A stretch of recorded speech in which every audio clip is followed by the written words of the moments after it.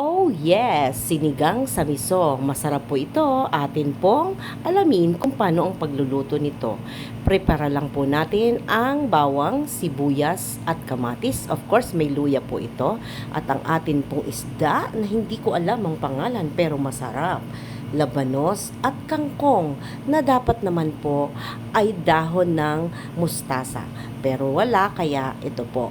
Umpisahan na natin, igisa po natin ang bawang, lagyan ng luya, sibuyas at kamatis at hayaan po natin itong ma-incorporate or medyo lumambot.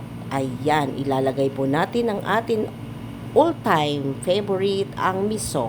Lalagay po natin ang labanos, kaunting tubig at atin po itong titimplahan ng ayon sa ating panlasa. Ayan po.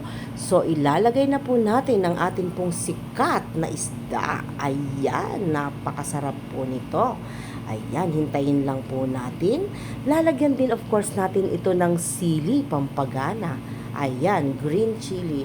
At jaran, ang masarap na sinigang sa miso.